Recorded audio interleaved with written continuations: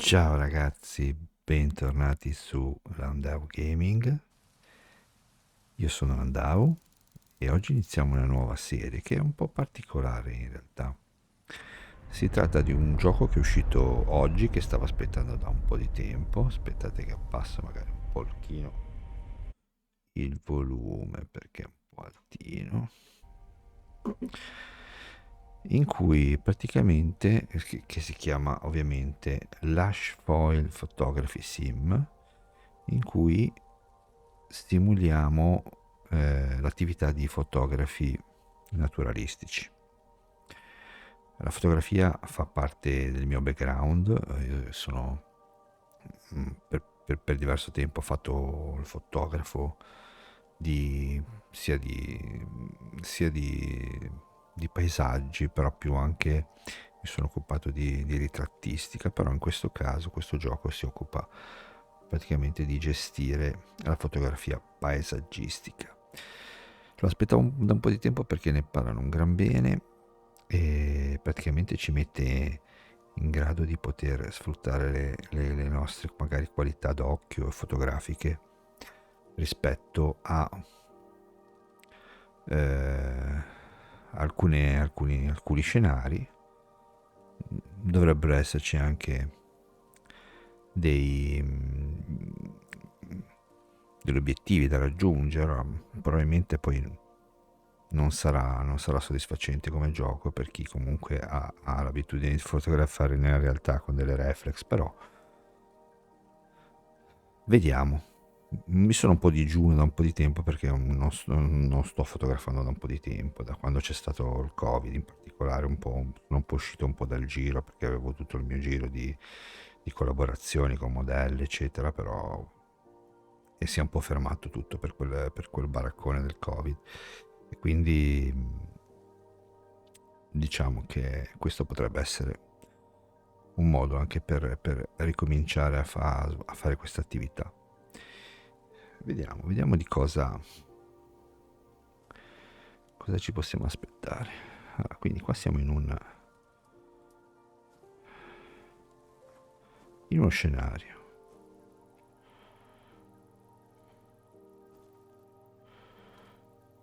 che potrebbe anche essere il lago di Braies, perché so che c'è il lago di Braies tra gli scenari possibili.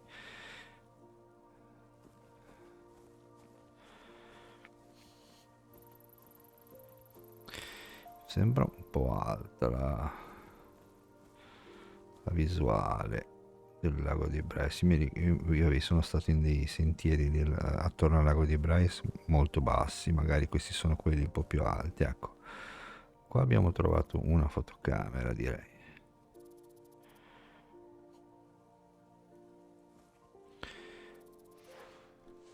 Ok, abbiamo il nostro strumento di lavoro. Vorresti un resoconto veloce di comandi della fotocamera? In realtà non ne avrei bisogno, però visto che siamo in un video e poi bisogna anche capire come farla funzionare col PC, quindi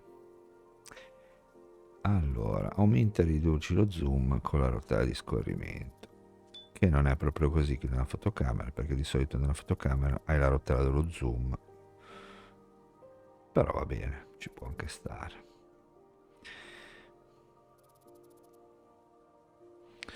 La risoluzione mi sarà un po' bassa sinceramente, forse anche un po' colpa del mio.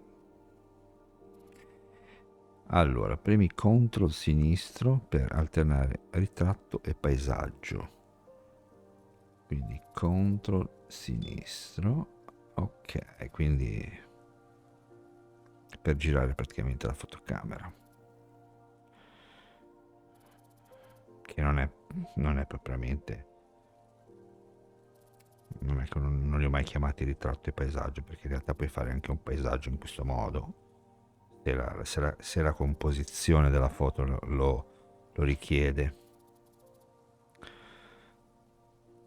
Però vabbè, ci sta, dai, come indicazione ci può stare.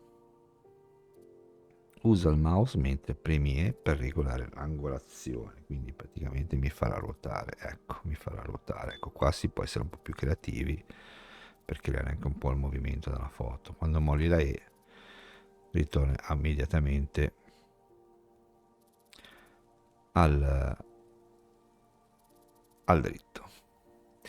Premi il tasto destro per mettere a fuoco.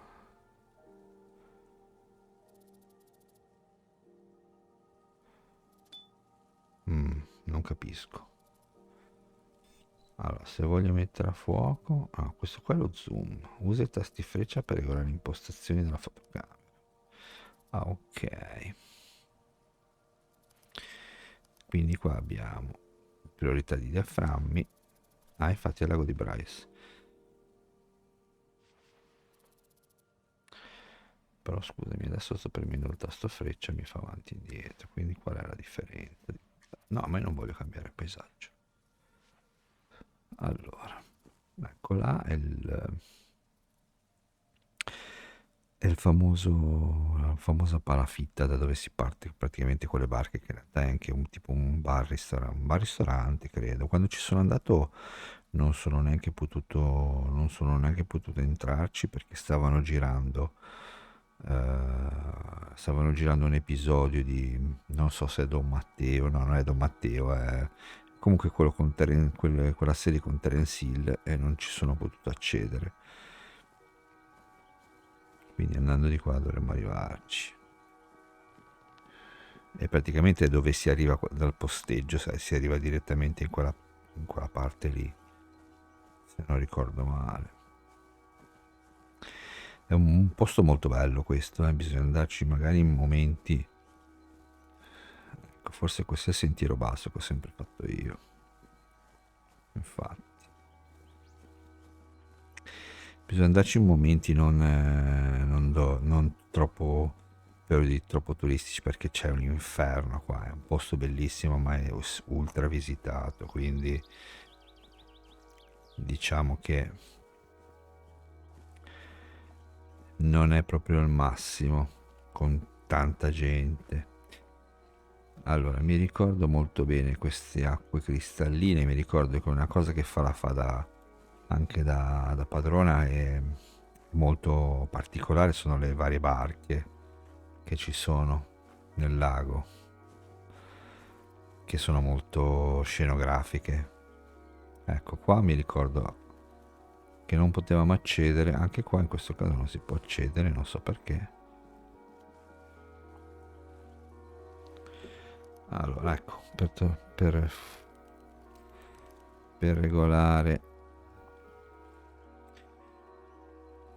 manuale consigliato per gli appassionati. Però se do enter mi perdo un attimo, quindi no, ma io non voglio cambiare località. Vediamo un po' grafica intanto. 60 fps ci sta, risoluzione a schermo intero. Ecco, abbiamo messo la risoluzione massima. Non so, vedi già adesso sì che ci siamo come a livello di dettaglio, anche se magari gli fps qua fanno un po' più di fatica.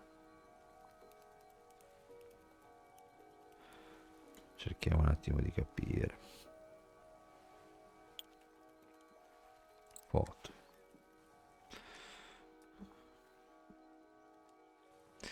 E non possiamo andare, va bene. Sì, secondo me il frame rate qua fa fatica un pochino. Ecco lì la barca, una delle barche famose che ci sono in questo lago.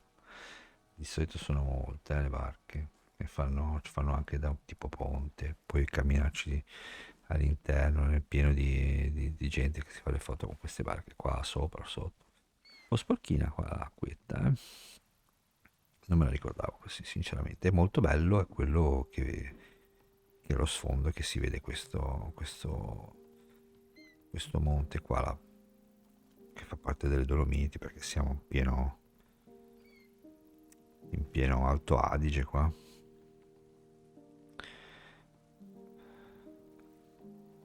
E anche c'è una bella musica e anche interessante, rilassante. Bisognerebbe capire anche qua quando puoi tornare, il tramonto, eccetera, per fare delle foto, diciamo, discrete. Mi ricordo che ero salito per fare un'inquadratura particolare in una di queste alture qua, perché si riusciva a prendere le barche dall'alto, era molto carina la cosa.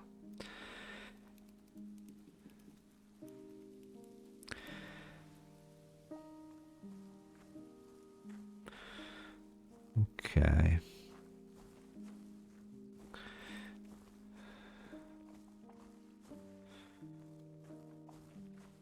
di qua si va poi ai posteggi, infatti. Andiamo un po' a vedere quanto si può andare, esplorare. Sì, ci sono quelle, diciamo, forse quando si può andare. Infatti. Allora, do la barra e posso fotografare.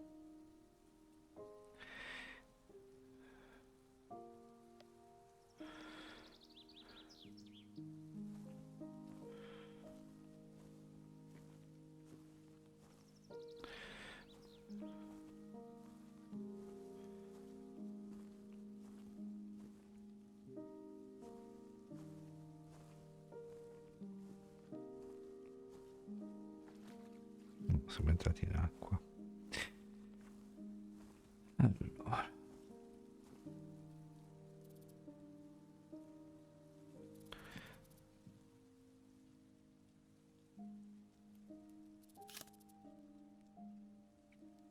Abbiamo fatto la nostra prima foto.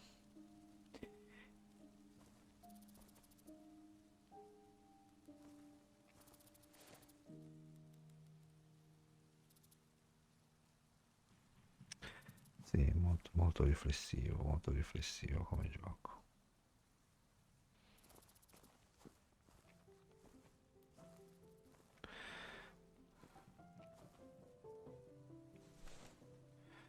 Quindi, allora, se io volessi cambiare le impostazioni, qua abbiamo un ISO di 500.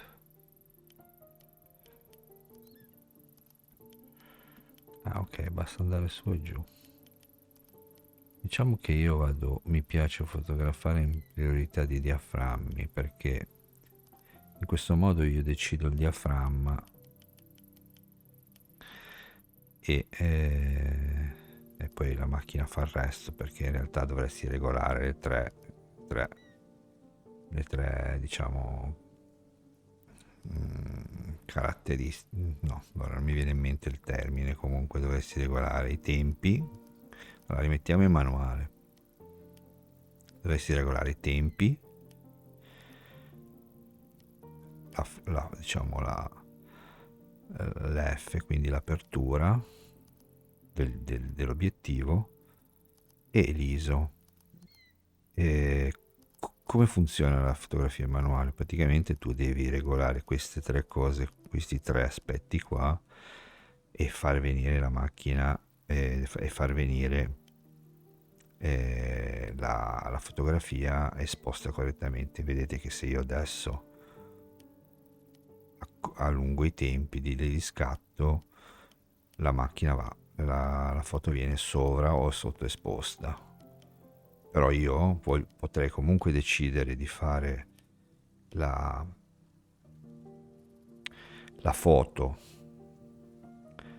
diciamo, con un tempo molto corto, perché voglio bloccare, per esempio con un millesimo voglio bloccare l'immagine, quindi una cosa che si sta muovendo velocemente la voglio bloccare, quindi in un modo che non venga mossa, però nello stesso tempo e quindi voglio fare scattare in un millesimo la macchina scatta super velocemente. Però ovviamente se scatto in un millesimo con questa luce, vedete che sotto la fotografia viene sottoesposta di 2 stop e qualcosa in più, quindi viene scura. Vedete che c'è un'indicazione sul 2. Io allora cosa posso fare per rimediare a questo?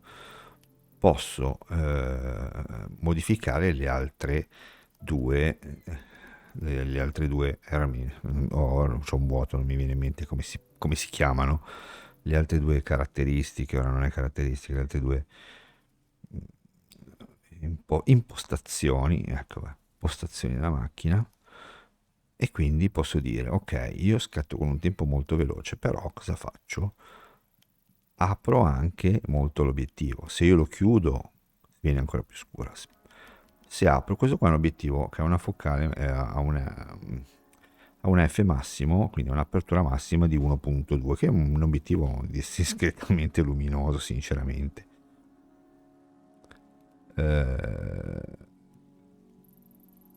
Quindi anche aprendo al massimo non riesco a farla venire esposta correttamente, perché sono sempre sotto di 2 stop. È migliorato qualcosina ma poco.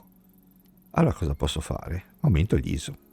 L'ISO esistevano già nelle macchine fotografiche non digitali, quindi prendevi il rullino da 200 ISO piuttosto che da 400 ISO e le foto riuscivi a farle in maniera più luminosa, perché avevi una sensibilità della pellicola molto molto più alta. Quindi io aumento l'ISO e in questo modo, nonostante che io abbia deciso di scattare, ora vi sto facendo un pippotto, cioè inquadrando il nulla, vabbè, nonostante io abbia deciso di scattare, ok, così, nonostante io abbia deciso di scattare, ok, abbia deciso di scattare con un tempo molto veloce per bloccare il movimento, quindi di quello che si muove davanti a me, per esempio, nonostante io abbia apertura al massimo, perché 1.2 è il massimo di questo obiettivo che si può fare, per poter arrivare all'esposizione corretta ho dovuto aumentare la sensibilità. Quindi il fotografare in maniera esposta correttamente è sempre l'incrocio di queste tre impostazioni. Poi uno può voler, magari, per esempio, io voglio, in un paesaggio per esempio, non si fotografa mai a 1.2, perché 1.2 ti dà uno sfocato molto, molto, molto evidente, perché più apri diciamo, l'apertura dell'obiettivo, e più viene sfocata hai una profondità di campo molto più bassa. Quindi di solito per fotografare un paesaggio si chiude, si fa tipo F9, F11, F13, da F9 in su, diciamo, F11. Però mettendo F11 ho chiuso molto l'obiettivo e vedete che viene sottoposta la fotografia. Addirittura siamo quasi a 3 stop di sotto. Quindi adesso, per poter riequilibrare questa cosa qua, devo fare in modo di usare un tempo più lento, vedete? In questo modo la fotografia verrebbe esposta correttamente, vedete che vabbè, lo vedete anche visualmente la foto che viene corretta. Però nello stesso tempo lo vedete anche dall'esposimetro. L'esposimetro adesso segna 0, perché vuol dire che è esposta correttamente. Poi non è detto che sia l'esposizione migliore, perché lo 0 non vuol dire che sia la migliore. A volte uno vuol fare un po' sottoesposta, un po' sovraesposta la foto, quindi non è, diciamo che non è sempre corretto, perché tutto quello che è la perfezione in fotografia non è mai la cosa più giusta. Però a questo punto ne abbiamo un centesimo, che è un tempo, diciamo che per un grandangolare è abbastanza buono, perché se ne andiamo su un teleobiettivo il rischio è che possa venire comunque mossa, perché ovviamente ha la possibilità che più l'obiettivo è spinto, quindi è un obiettivo, diciamo, telescopico, e più è facile che tu ti muova, perché stai riprendendo un campo un po' più ristretto, è più facile che venga mossa se usi un tempo non abbastanza veloce. Quindi ci sono mille parametri da dover tener conto. Tutto questo pippotto per dire, che io la so usare, so come funzionano questi parametri, però nello stesso tempo preferisco, quindi sì, tanti hanno questa cosa qua, vedi, consigliato per gli appassionati, ma non vuol dire niente consigliato per gli appassionati, perché in realtà un appassionato potrebbe decidere di, per velocità, per prendere uno scatto che magari ti potrebbe sfuggire, di dover scegliere una di queste impostazioni. Quindi io voglio magari decidere l'apertura e poi che la macchina faccia il resto e vada a esporre correttamente dietro la mia decisione. Quindi io decido qual è l'apertura che voglio per poter fare quella foto, oppure con priorità di tempi. Quindi io decido qual è il tempo e gli altri due parametri, o l'altro parametro, perché in realtà l'ISO di solito li metti abbastanza fissi, o li puoi mettere anche automatici, però diciamo che i due parametri che si vanno di solito a litigare sono il tempo e il diaframma. Quindi io la metto in priorità di tempi o priorità di diaframma, quindi vado a dirgli: io scelgo il tempo, il diaframma me lo metti tu per far venire la foto esposta correttamente, aggiustando in modo che vada incontro alla mia scelta di tempo. Oppure viceversa, io decido decido qual è il diaframma che voglio aprire, quindi voglio fare F11 la foto, tu automaticamente mi metti il tempo corretto. Quindi non capisco questa cosa degli appassionati, perché in realtà tu sai benissimo quello che stai facendo, stai decidendo comunque tu quello che vuoi, hai un tempo di reazione maggiore, più veloce, perché io decido solo quello che artisticamente voglio che nella foto venga fuori, voglio che venga più o meno a fuoco una cosa, voglio che venga più fermo o meno fermo un oggetto in movimento, e lo decido nel momento in cui scelgo la priorità. Poi tutto il resto viene fatto in automatico dalla macchina, ma lo saprei anch'io come fare. Dovrei muovere più o meno su i tempi o più o meno sul diaframma per fare venire l'esposimetro a zero. Ma che senso ha? Cioè, ha un senso magari in studio. Infatti quando fotografo in studio con una modella decido il tempo, decido di fotografare anche in manuale, perché ho praticamente la possibilità e più tempo per farlo. Ma se sono in città, che sto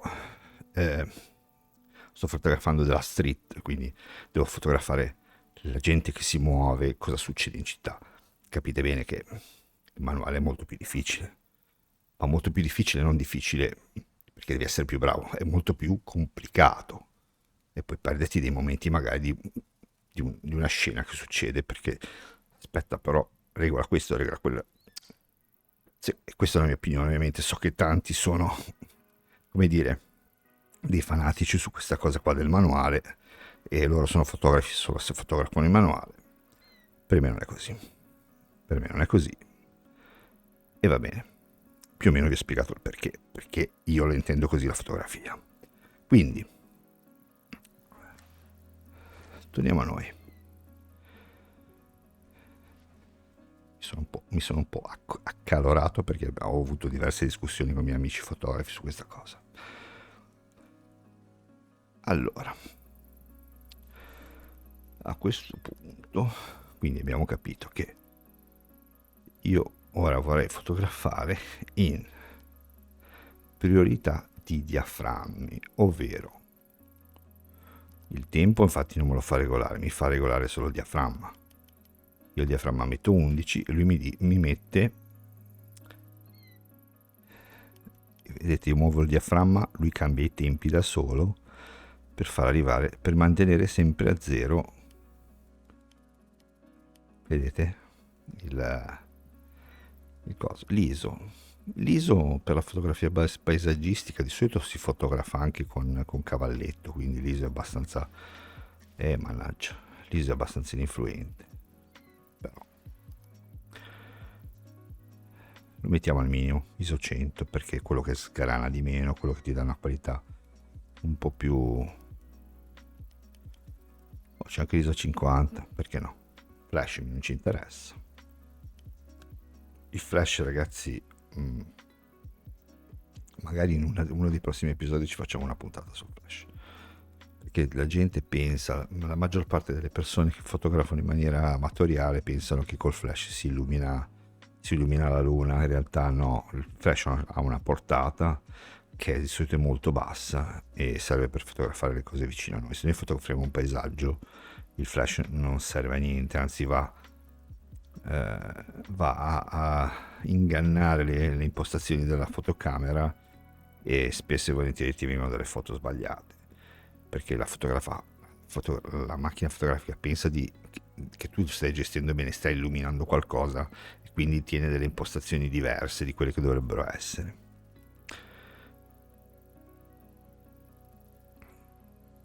Per cui il mio consiglio è quello di prendetevi una bella reflex, andate in giro a questo è un gioco così per rivivere un po' alcune cose che facevo, però il mio consiglio è sempre quello di prendervi una bella reflex. Oramai tutti fotografano col telefonino in maniera totalmente automatica, vengono tante belle foto, però se volete avere la soddisfazione di fare delle foto di un certo tipo, un po' più creative, un po' più artistiche, l'unico modo è usare una bella reflex o un telefonino dove si possano impostare alcune cose, ma un po' più difficili.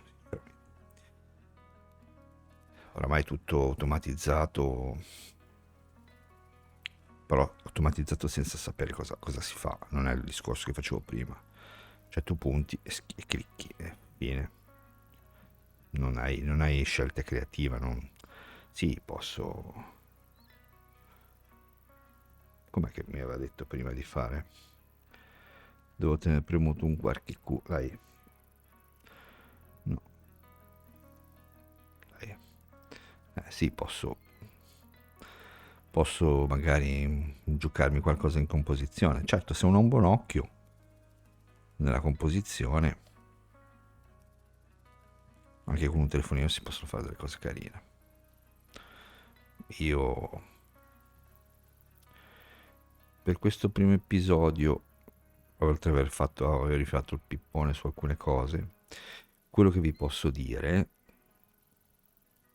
studiate un manuale di fotografia se vi piace e imparate le regole della fotografia, che per esempio la regola è mai mettere, un esempio, il soggetto non è che deve essere sempre al centro, perché l'errore che fanno, diciamo, fammi un po' andare avanti, che cerco di spiegarvi meglio questa cosa qua. Ecco. Il soggetto al centro non è sempre la cosa migliore, anzi, diciamo che il soggetto andrebbe inquadrato per rafforzare la sua importanza. Può anche stare al centro, in alcune può essere una scelta logica, però per esempio in questa foto qua io la farei così, ovvero metterei il soggetto, che è la capanna, all'incrocio di quelle che... Non so se c'è la possibilità di vederle, aspetta un po'.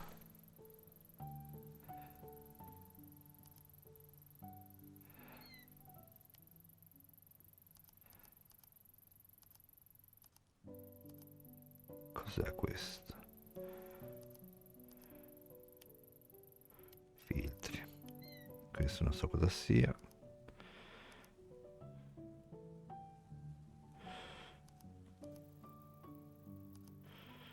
No, non so come farlo venire, sicuramente ci sarà l'impostazione. Praticamente dovete dividere l'immagine come se ci fossero due righe verticali ai terzi e due righe orizzontali ai terzi, quindi creando una scacchiera composta da praticamente 9 quadrati. e il soggetto spesso e volentieri, per far venire una foto che sia, come si suol dire, graficamente appagante, comunque che abbia un certo interesse, si mette all'incrocio di queste linee. Quindi, come vedete, che di solito corrispondono abbastanza con quelli che sono i punti di messa a fuoco, che infatti vedete che adesso la capanna cade proprio bene su un punto di messa a fuoco che ho nel mirino. Quindi non l'ho centrata, l'ho messa all'incrocio dei terzi di questa griglia, diciamo, immaginaria, e la stessa passerella praticamente sarebbe a livello di una delle linee orizzontali, quella più bassa. Quindi per dare una certa armonia alla foto di solito si fa questa cosa.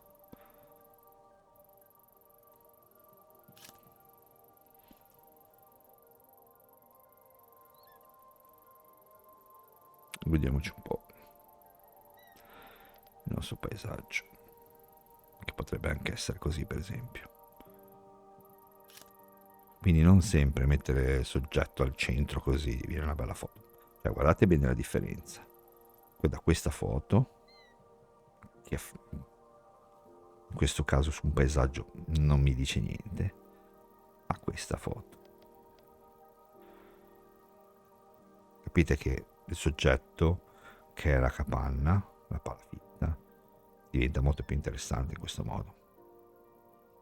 L'occhio viene guidato verso essa in maniera migliore, e non ti va a togliere l'interesse a tutto il resto del fotogramma, ma ne fa parte, lo comanda, ma ne fa parte.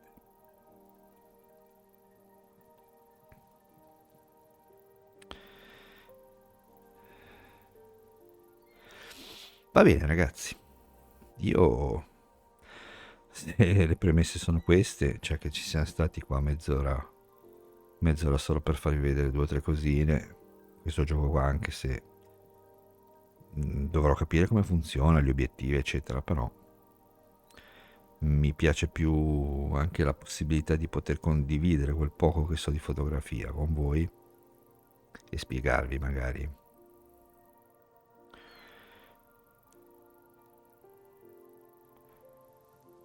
cosa vuol dire fare una fotografia, non solo puntare, cliccare l'obiettivo. Magari studierò un pochino offline le varie impostazioni, così in modo da fare un secondo episodio un po' più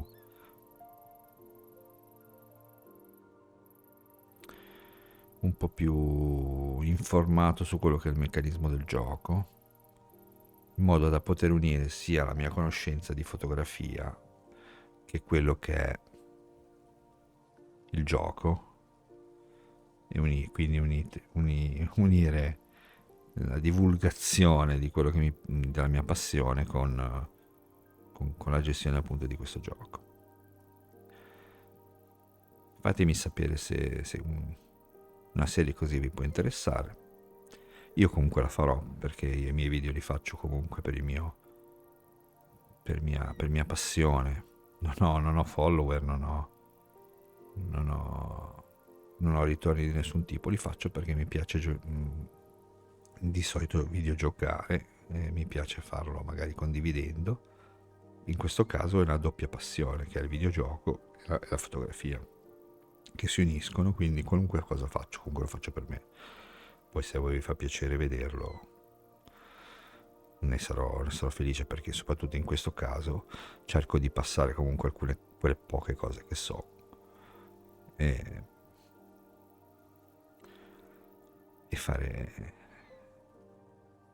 farvi apprezzare quello che ho imparato di quest'arte, di questa passione della fotografia. E ci unisco al videogioco, che è un'altra delle mie passioni.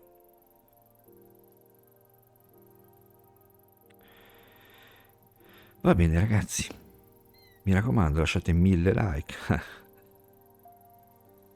iscrivetevi al canale e vediamo questa serie. Magari non lo farò, non saranno molto, non le farò molto spesso gli episodi di questa serie, però cercherò quando magari ne farò di farmi trovare un po' più preparato per spiegarvi un po' di cose, farci dei giri insieme in queste 4-5 location che ci sono.